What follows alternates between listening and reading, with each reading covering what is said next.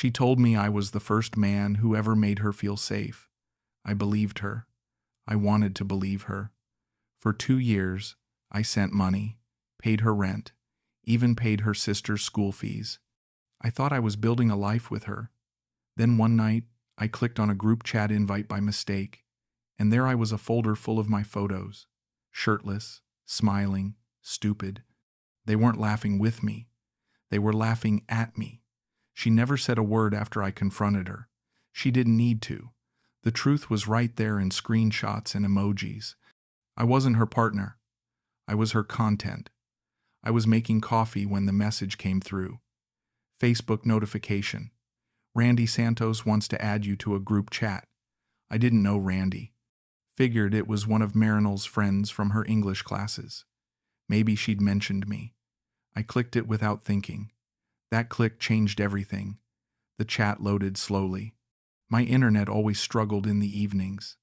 But when it finally opened, I couldn't breathe, couldn't think, couldn't move.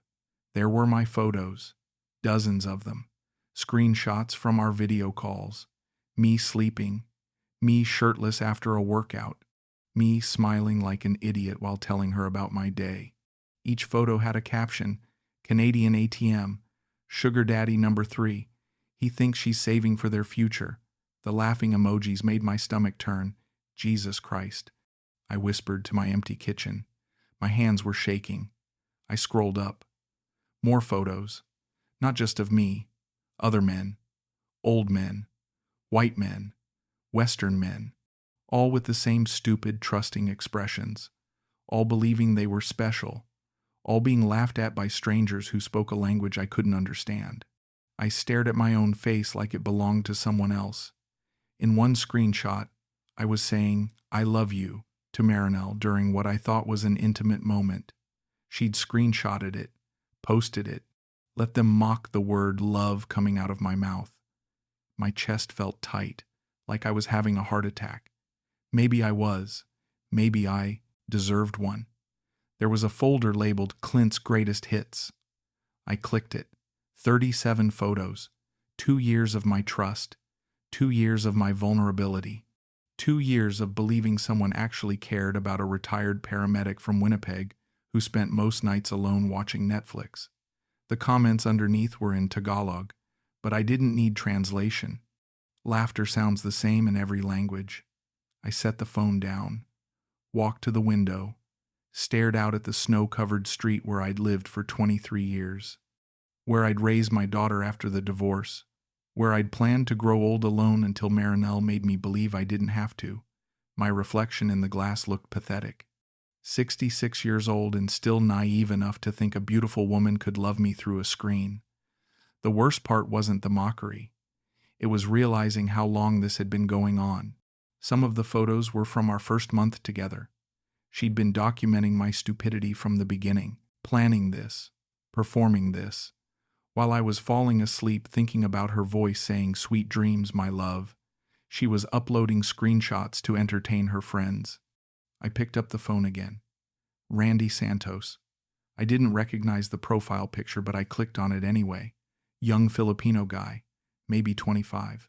His cover photo showed him at a bar with a group of friends, and there, in the corner, barely visible but unmistakably real, was Marinel, laughing, beautiful, wearing the earrings I'd bought her for her birthday. My coffee had gone cold. Everything had gone cold. It started during lockdown, March 2020. The world had stopped, but loneliness kept moving. I just retired from 40 years as a paramedic, 40 years of saving lives, and suddenly I had nothing but time and an empty house. My daughter Emily lived in Vancouver. My ex-wife had remarried some accountant who probably never forgot anniversary dates. I was 64 and invisible. That's when I found English Chat 247, online language learning. I figured I could help people practice conversation while having someone to talk to. Win-win. That's where I met Marinel. She was my third student that week, but she was different. Soft voice, genuine smile. When she talked about wanting to improve her accent for better job opportunities, something in her tone made me want to help. "You are very patient, teacher." she said during our first video call. Her English was better than she claimed. Most men, they get frustrated when I make mistakes. Most men aren't teachers. I replied, I'm here to help, not judge. She smiled at that, really smiled. Not the polite professional smile she gave other students. This one reached her eyes. You make me feel comfortable, Clint. Safe. Safe. That word would haunt me later. But at the time, it felt like the best compliment I'd ever received. After decades of dealing with emergencies, with chaos, with life and death decisions, someone felt safe with me.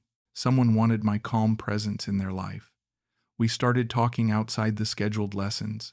She'd message me about her day teaching other students, about her family in Davao City, about her dreams of maybe visiting Canada someday.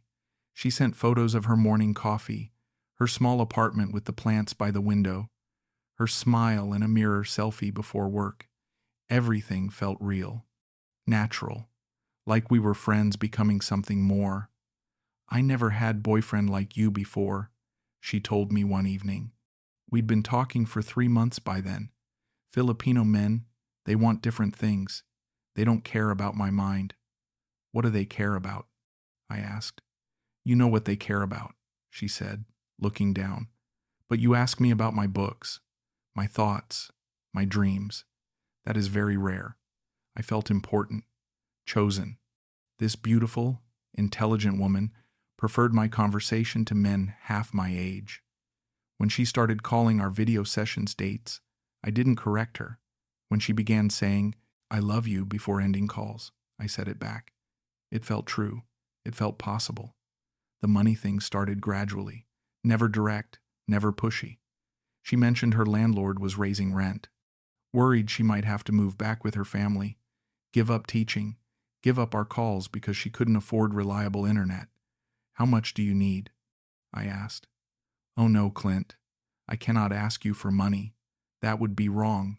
But she'd already planted the seed. 2 days later, I transferred $500 to her PayPal.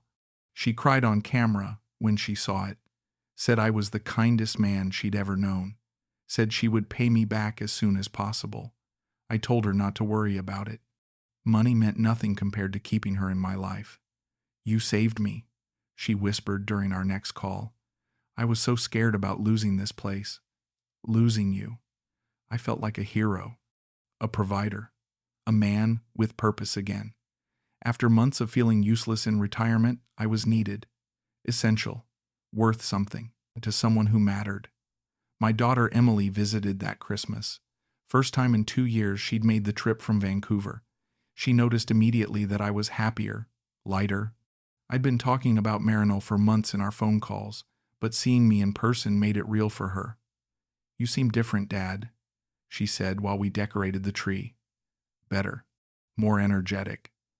I met someone, I admitted. Online. Her name's Marino. Emily's hand stopped moving on the ornament she was hanging. Online? Like a dating site? Language learning site, actually. She's from the Philippines. Sweet girl. Teacher. We talk every day. The look on Emily's face shifted. Not quite worried, but cautious. Every day? That's intense for someone you've never met. We video call constantly. It's not like I'm being catfished. I see her. We talk for hours. Dad, she said gently, are you sure she's real with you? I mean, really real? The question stung, not because it was offensive, but because, somewhere deep down, I'd wondered the same thing. What do you mean? I mean, have you sent her money? My silence was answer enough. Emily sat down on the couch, suddenly looking much older than her 38 years. Dad, please tell me you haven't sent her money. It's not what you think, I said, defensive. She needed help with rent. Her family's struggling, I offered. How much? That's not important. Dad, how much? A few thousand, over several months. It's not that much in the grand scheme of things. Emily rubbed her temples. The same way her mother used to when I'd done something she couldn't understand. Dad, you barely know this woman. I know her better than I've known anyone in years. I snapped.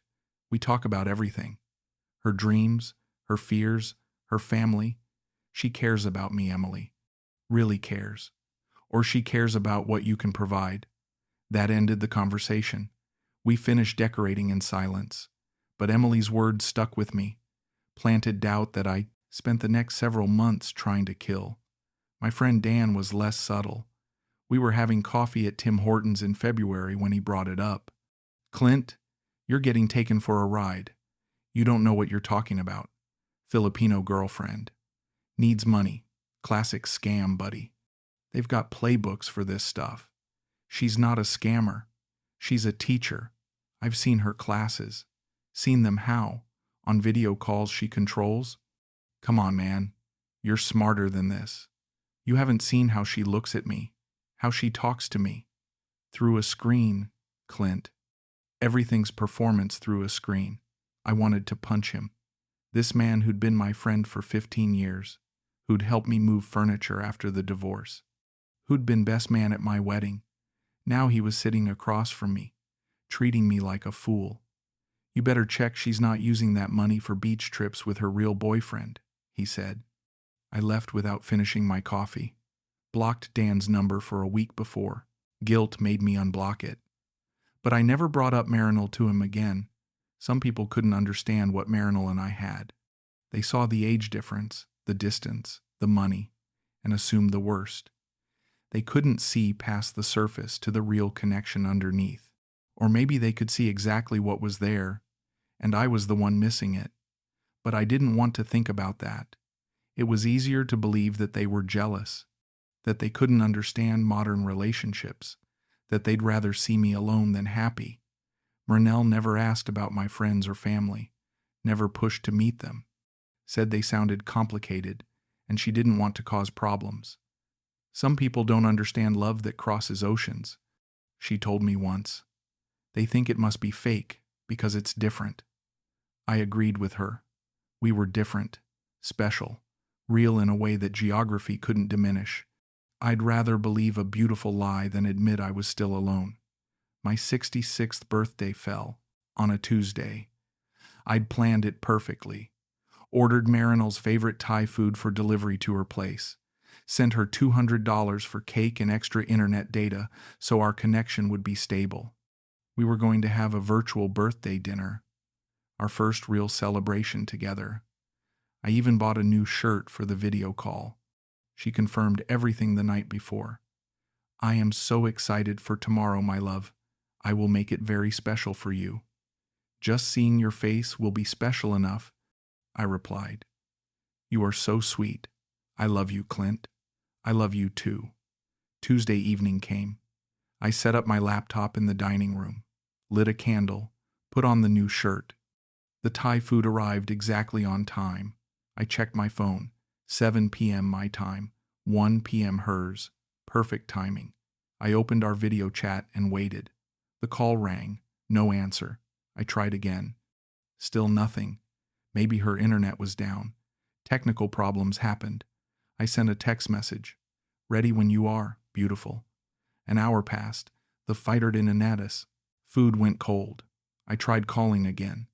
This time it went straight to voicemail. Her phone was off. I checked WhatsApp. My messages showed as delivered but not read. Strange. She was always on WhatsApp. 8:30. 9. 9:30. I blew out the candle, put the food away, changed out of the new shirt, checked Facebook one last time before bed. That's when I saw it. Marinol was tagged in a photo at Republic Bar in Davao City, posted 20 minutes earlier. She was wearing the red dress I'd helped her buy last month, smiling, holding a cocktail, surrounded by friends. The timestamp showed 10:15 p.m. local time, right when we were supposed to be having dinner. My chest tightened. My hands started shaking again. I studied the photo. She looked happy, carefree, beautiful, not like someone who'd forgotten an important date, not like someone dealing with internet problems or family emergencies. I screenshotted the photo before I could stop myself. Evidence of something I couldn't quite name yet. She messaged me 3 hours later. Sorry, love. Emergency tutoring session ran very late. Family needed money, so I could not say no. Are you angry with me? I stared at her message for 20 minutes before responding. I saw the photo from tonight. What photo? I sent her the screenshot. Waited. Oh, that is old picture. My friend posted late. From last week. I was not out tonight, I promise. Old picture. From last week. But she was wearing the earrings I'd bought her for Valentine's Day. The ones that had been delivered to her just 5 days ago. The ones she'd opened on video call with tears in her eyes, saying no one had ever given her jewelry before. The earrings, I typed. You're wearing the earrings I just sent you. Long pause. Typing indicator appeared and disappeared. Appeared again. You are right. I forgot I wore them last week too. I wear them all the time now because I love them so much. All the time. Since 5 days ago. The math didn't work, and we both knew it. Clint, please, don't be angry. I wanted to be with you tonight. But life is complicated here. You understand, right? I wanted to understand. Needed to understand. Because if I didn't understand, then everything else fell apart. Next week we will have special dinner, she continued. I promise. Just you and me. No interruptions. I typed, okay, and hated myself for it. But what else could I say? Accuse her of lying? Risk losing her over one missed birthday? People made mistakes. Had emergencies. Posted old photos. Used words incorrectly. But something changed that night. A seed of real doubt finally took root. For the first time in 2 years, I went to bed wondering if the woman I loved was really who I thought she was. Now I was back in that chat, scrolling through months of my humiliation. The birthday disaster had new context.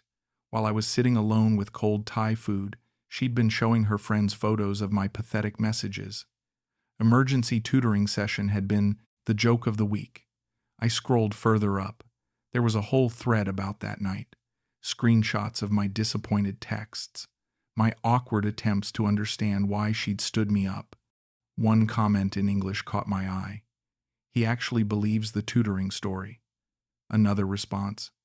Clint is so sweet, so trusting. Almost feel bad. Almost. I found older conversations. August 2022. Right after I'd sent money for her sister's school fees. A photo of Marinelle at a shopping mall, holding expensive bags. Caption, education fund well spent. The laughing emojis that followed made my vision blur. November 2022. Screenshots of me explaining why I couldn't send extra money that month because of unexpected medical bills.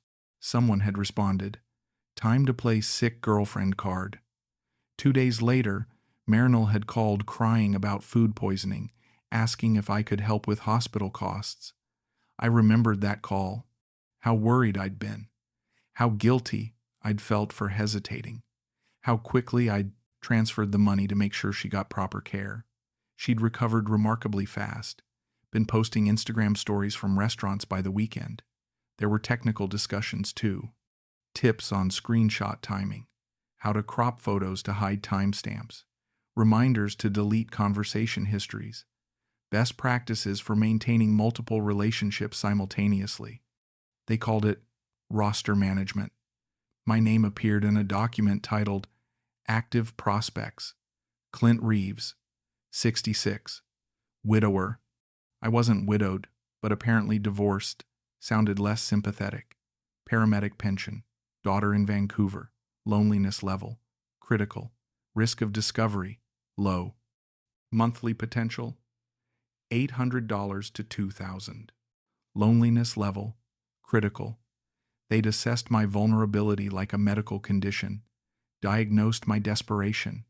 Prescribed exactly the treatment I needed to keep paying. I scrolled to the most recent messages. From yesterday. A photo of me during our morning video call, wearing the I Love Philippines t-shirt she'd asked me to buy. I was making coffee, completely unaware I was being recorded. The caption read, Morning ATM check-in. Someone had replied, "How much longer you think this one lasts?" Marinelle's response, "Until he gets suspicious or finds someone local. Canadians are good for 2 to 3 years usually." Usually, like I was a demographic, a category, a predictable pattern in her business model. I wanted to throw my phone through the wall, scream, break something, but I just sat there in my kitchen, completely still, completely silent, completely broken. The coffee maker was still dripping. The evening news was playing in the background. Normal life continuing while my world collapsed.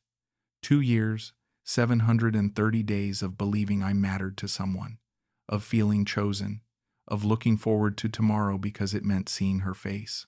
All of it documented, cataloged, and shared for entertainment. I wasn't her partner. I wasn't even her victim. I was her content. I called her immediately. My hands were shaking so badly I almost dropped the phone twice before it connected. She answered on the third ring, voice bright and cheerful like always. "Hello, my love. How was your day? Is that what I am to you?" My voice sounded strange, hollow. "A joke in your chat room?" Silence. Complete, absolute silence. I could hear her breathing, but she said nothing. I saw the group chat, Marinelle. All of it. The photos, the comments, the document with my name in it. More silence. Then, quietly, "How did you see that?" Not denial, not confusion, not shock that such a thing existed. Just, "How did you see that? Does it matter how I saw it? You weren't supposed to see that." That was it. Her entire response to 2 years of lies. You weren't supposed to see that. Not, "It's not what you think." Not, "I can explain." Not, "I'm sorry." Just acknowledgement that I'd discovered something I was meant to remain ignorant about. "So it's real," I said. "All of it." "Clint, you don't understand." "I understand perfectly. I'm Canadian ATM number 3. My loneliness level is critical. I'm good for 2 to 3 years usually." She didn't say anything. "Say something," I whispered. "Anything. What do you want me to say? I want you to tell me it's not true. I want you to tell me you actually care about me. I want you to give me a reason to believe that any of it was real. Some of it was real. Some of it was real. Like buying a shirt that's mostly cotton but partly polyester. Some authentic feelings mixed with practical considerations." "Which parts?" I asked. "I did enjoy talking to you. You are a good man, Clint. Kind. Did enjoy. Past tense. Like she was writing my eulogy. But not good enough to be honest with. It's complicated." "No, it's not complicated. It's simple. You used me. For money. For entertainment. For content to share with your friends. You don't know what my life is like here. What I need to do to survive. So this is survival? Lying to lonely old men? You got something too. Companionship. Someone who cared about your day. Someone who performed caring about my day." She was quiet again. I could hear music in the background. Voices. She was somewhere public. Maybe the same bar from my birthday disaster. "I'm done," I said. "Clint, wait." I hung up. Immediately went to block her number, then stopped. What if she called back? What if she wanted to apologize? What if she realized what she was losing and tried to make it right? I set the phone on the counter and waited. 5 minutes, 10, 20, an hour. She didn't call back. At midnight, I blocked her number, then unblocked it, then blocked it again, then unblocked it, and put the phone in a drawer so I wouldn't keep checking it. But I kept checking it anyway. I didn't tell Emily, didn't tell Dan, didn't tell anyone. How do you explain that you spent 2 years being fooled by someone who documented your foolishness for entertainment? How do you admit that while you were falling asleep, thinking about someone's voice saying, "Sweet dreams, my love," she was uploading screenshots of your stupidity? I tried to go back to my normal routine. Morning coffee, news, walk around the neighborhood, grocery shopping, evening Netflix. But everything reminded me of her. The kitchen where we'd had morning video calls. The couch where I'd spent hours listening to her talk about her day. The bedroom where I'd said goodnight to a woman who was probably laughing about me before the call even ended. I deleted my online dating profiles, unsubscribed from the language learning site, removed the Philippines from my Facebook interests, started avoiding anything that might trigger memories or recommendations related to her. But I couldn't delete 2 years of emotional muscle memory. My hand still reached for the phone at 7 a.m. to say good morning. I still caught myself buying 2 coffees at Tim Hortons out of habit. Still woke up some nights reaching for the phone to check if she'd messaged. The worst part was realizing how public my humiliation had been. That group chat had 43 members, 43 people who knew my face, my name, my pathetic attempts at romance, 43 people who'd watched me perform love for their entertainment. I imagined them at parties, sharing stories about the sad Canadian who thought a beautiful woman half his age actually loved him. Maybe that's what made me easy to use. I was safe, predictable, willing to believe that someone could see past my age, my loneliness, my ordinary life. I wanted so desperately to matter to someone that I ignored every warning sign, every inconsistency, every moment when common sense tried to break through my willful blindness. Dan had been right. Emily had been right. Every person who'd questioned what was happening had seen clearly what I'd refused to acknowledge. But I'd been so angry at them for trying to protect me, so defensive about my right to be happy, so certain that they just didn't understand modern relationships. They understood perfectly. I was the one living in a fantasy. I started journaling, 1 page each night before bed. Not about her, but about me. About why I'd needed the lie more than I'd needed the truth. About what it meant to be 66 and still so hungry for validation that I'd pay for it without realizing that's what I was doing. The journal entries got brutal, honest in ways I'd never been before. I wrote about the marriage that had failed because I worked too much, about the daughter who called dutifully but rarely visited, about retirement meaning the end of feeling useful, about watching other couples at restaurants and wondering what was wrong with me that I'd ended up alone. Marinol had offered solutions to all of those problems: purpose, usefulness, someone who needed me, someone who waited for my calls, someone who made me feel like I mattered. The fact that I had to pay for those feelings should have been the first red flag. Instead, it felt like proof of my value. She needed what I could provide. I needed someone to need me. Perfect transaction. Until I realized it was only a transaction. Weeks passed. No contact. I'd check her social media obsessively, then force myself to stop, then check again an hour later. She posted regularly. Smiling photos, beach trips, new clothes, new friends. Her life continued exactly as it had before, but now I wasn't in any of the pictures. I never had been, really. I'd existed only in private video calls and group chat screenshots. She looked happy, genuinely happy, not like someone who'd lost a relationship, more like someone who'd finished a job. I tried online dating again briefly, downloaded Tinder, Bumble, Match. But every profile felt fake to me now. Every message felt scripted. Every photo looked staged. I'd swipe through dozens of women and wonder which ones needed rent money, which ones had group chats dedicated to mocking their matches, which ones assessed loneliness levels like medical conditions. I deleted the apps after 2 weeks. Trust, once broken completely, doesn't heal quickly. Maybe doesn't heal at all. My daughter called in April. "You sound different lately, Dad." Sad. "Just adjusting to retirement." I lied. "Still figuring out what to do with all this free time. What happened to that woman you were seeing?" Marinol. The name hit like a physical blow. I hadn't heard anyone say it out loud in months. That ended. "I'm sorry. Do you want to talk about it?" Nothing to talk about. It just ran its course. Emily was quiet for a moment. "Dad, I know I wasn't very supportive before. If you want to try dating again, there are some nice local I'm fine, Em. Really. I think I'm better off focusing on myself for a while. That wasn't entirely true, but it wasn't entirely false either. I was better off, just not in the way that felt good. I found new routines that didn't involve screens or phones or waiting for messages.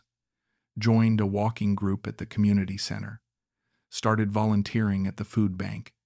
Bought a camera and took pictures of birds in the park. Small things, real things. Things that existed whether anyone was watching or not. One evening in May, I was looking through the bird photos on my camera when I realized something. I hadn't checked Marinelle's social media in over a week. Hadn't wondered what she was doing or who she was talking to. Hadn't felt that familiar ache of missing someone who'd never really existed. I wasn't healing exactly, but I wasn't actively bleeding anymore either. That night, I wrote in my journal, the silence was the answer. If someone loves you, they don't disappear without explanation. They don't let you wonder what happened. They don't leave you guessing whether any of it was real. Love doesn't make you question your sanity. Love doesn't require payment plans. I closed the journal and didn't cry, didn't smile either. Just acknowledged that this particular chapter was finally over. 6 months later, I joined a photography class at the community college. Night classes, something to fill the hours when loneliness felt loudest. The instructor was a woman about my age named Patricia, who'd retired from teaching high school art. She was patient with beginners, encouraging about creative risks, and completely real in a way I'd forgotten people could be. We talked after class sometimes, about cameras, about composition, about light.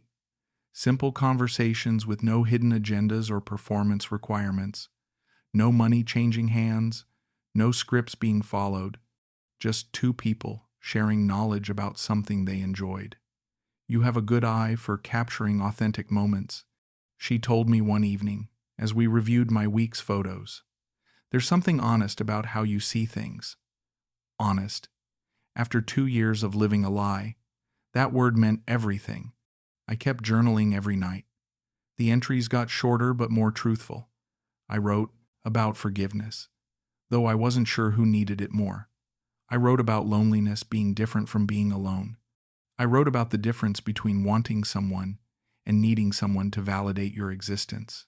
Most importantly, I wrote about recognizing my own worth without requiring external confirmation. About learning to enjoy my own company. About finding purpose in small acts of service instead of grand gestures of financial support. I never wrote about revenge. Never fantasized about exposing Marinelle or warning other men. Revenge required caring more about her than about myself, and I was done with that equation.